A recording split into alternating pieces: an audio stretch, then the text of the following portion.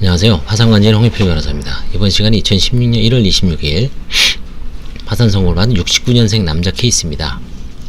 69년생이니까 30일에 16을 더하면 이때 만 47세 정도 되죠. 47세. 뭐 우리나라 나이로 한 48세 정도.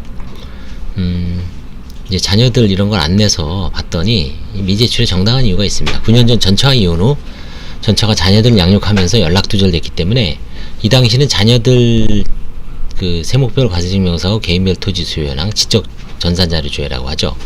이게 의무화한 시절이었습니다. 서울에서는.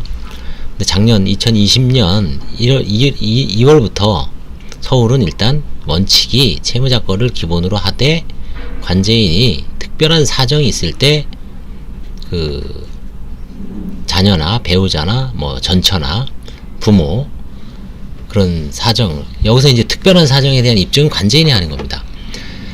대표적인 이제 특별한 사정이 뭐냐면 부모가 살아 있을 때는 원칙적으로 생존 부모는 자기 고유 재산이기 때문에 조사를 안 합니다. 근데 부모님이 돌아가셨어요. 돌아가셨으면 상속이라는 거는 중대한 사실이죠. 특별한 사정입니다. 상속 재산이 있는지 여부가 문제가 되죠. 실제 상속 재산이 많이 발견됩니다. 협의 분할, 그다음에 상속 포기. 그래서 돌아가신 부모님에 대해서는 관제인이 정당하게 요구할 수 있고 그 채무자들은 내야 됩니다. 그걸 거부했을 때는 면책 불허가로 날릴 수가 있습니다. 근데 살아 생전에 있는 부모, 뭐 예를 들어서 시골에 요양원에 누워 있어요. 갖고 올 수가 없죠. 그럴 때는 관제인이 만약에 채무자가 협조를 못 받을 수도 있죠. 그때는 관제인이 의심이 들면 사실조회를 하는 수밖에 없습니다. 뭐 자녀들도 마찬가지예요. 그래서 그 입증 책임, 그 서류에 대한 특별한 사정을 채무자가 소명하는 게 아니라 관제인이 입증해야 됩니다. 예를 들어서 채무자 통장에서 아버지한테 5천만 원을 송금됐어요. 특별한 사정이죠. 그때는 아버님 재산 다 뒤질 수 있는 거죠. 그죠?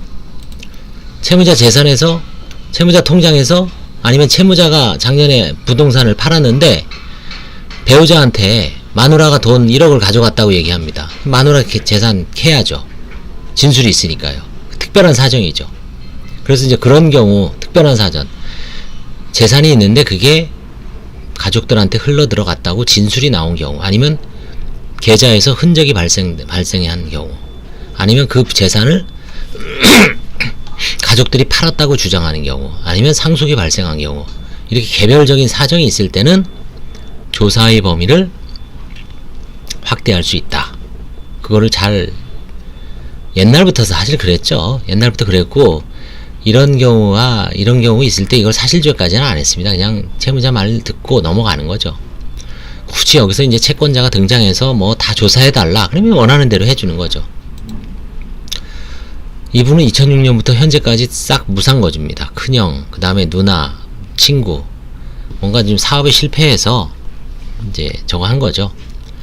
2004년 12월에 이제 보시면 2000년도부터 이분은 카드 회사의 영업직 사원으로 근무하면서 카드 발급 제한 조치로 영업난이 가중되어 대한민국에서 2002년도가 이제 카드 사태가 일어난 원년이죠. 그러니까 2002년도에 카드 한도를 다 줄였죠. DJ 정부 때 IMF 외환위기를 극복하기 위해서 1999년 2000년도에 길거리에서 막 뿌리고 다녔죠. 뭐 아메리칸 익스프레스, 뭐 무슨 카드, 뭐 온갖 영업하는 애들이 종합 카드였습니다. 과천 법무부 그 사법시험 합격하고 법무부 면접 보러 갈 때 그 앞 과천 공무원 교육원인가요? 아니면 그 과천 그 앞에 모든 카드 회사 직원들이 나와서 한꺼번에 그냥 쫙 7개, 그쵸? 사인하면 7개를 발급하던 시절입니다. 결국 이제 그때 그걸 주체를 못하고 써제끼다가 2002년도에 카드 사태가 나오니까 뜨거 하면서 카드 발급 제한 조치니까 대부분 이제 돌려 못 막죠. 신용불량 터지고.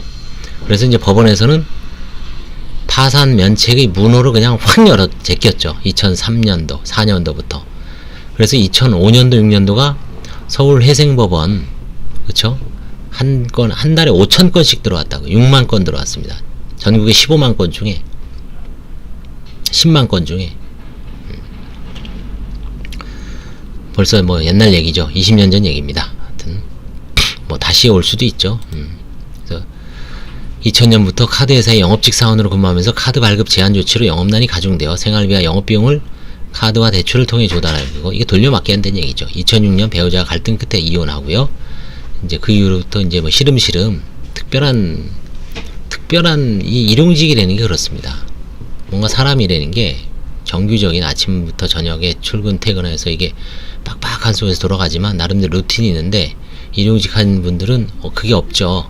일 있으면 나가고 일 없으면 안 나가고, 그쵸? 제대로 생활이 안 되고 리듬도 없고, 그쵸?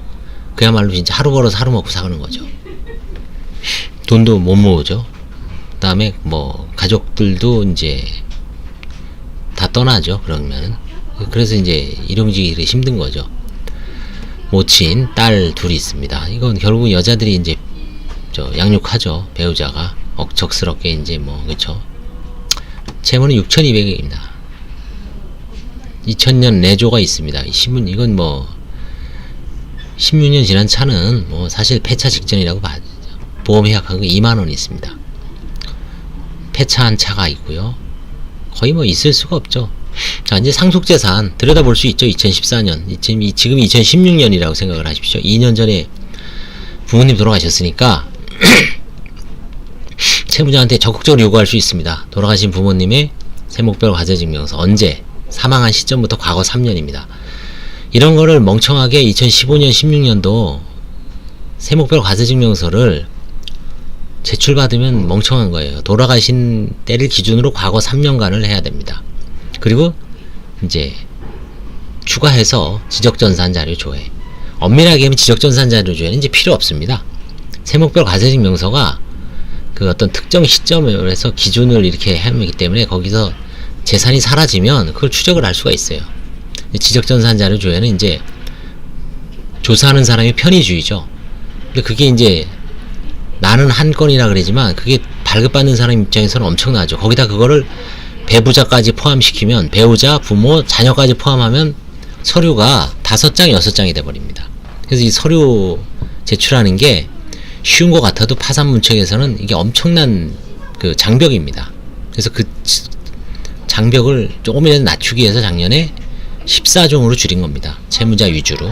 그리고 아까 같은 특별한 사정 있을 때만 관제인이 그 필요성을 소명을 해서 반드시 적어야 됩니다. 왜 내가 이 서류를 요구하는지 보고서에 적게 돼 있어요. 그 적을 자신 없거나 소명 못하면 너 조사하지 말라는 얘기죠.